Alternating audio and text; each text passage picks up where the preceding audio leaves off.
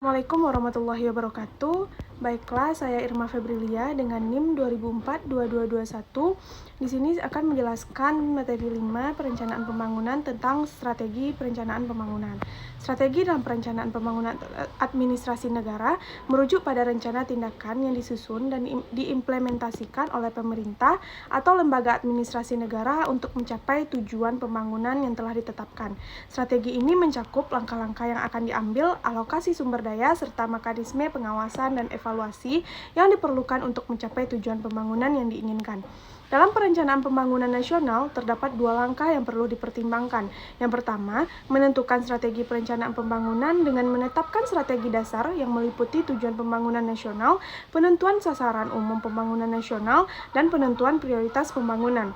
Yang kedua yaitu menentukan kerangka rencana pembangunan. Hal ini disebut sebagai kerangka makro perencanaan yang merupakan hubungan antara variabel pembangunan dari segenap aspek kehidupan bangsa. Dalam perencanaan pembangunan, ketetapan atau langkah-langkah yang jelas dalam menetapkan strategi sangat penting untuk memastikan pencapaian tujuan pembangunan yang diinginkan. Berikut adalah langkah-langkah umum yang dapat ditetapkan dalam menetapkan strategi pembangunan. Yang pertama yaitu mengidentifikasi masalah dan peluang. Langkah pertama adalah mengidentifikasi masalah-masalah utama yang perlu diatasi dan peluang-peluang yang dapat dimanfaatkan. Analisis situasi yang komprehensif dapat membantu dalam proses ini. Yang kedua yaitu tentukan tujuan dan sasaran. Setelah masalah dan peluang diidentifikasi, tentukan tujuan dan sasaran pembangunan yang ingin dicapai. Tujuan ini harus spesifik, terukur, relevan, dan dapat dicapai.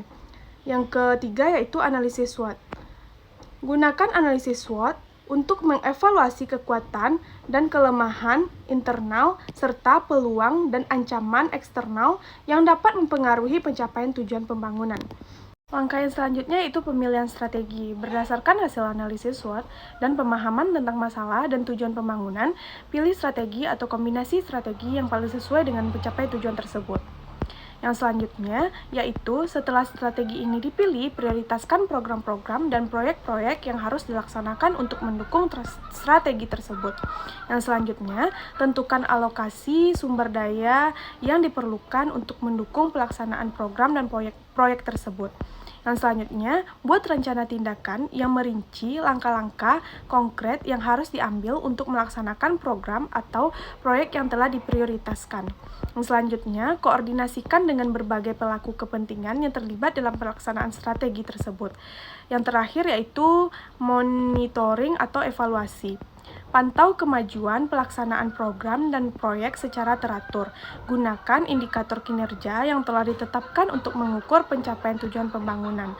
Dan lakukan evaluasi untuk mengidentifikasi perubahan yang mungkin diperlukan.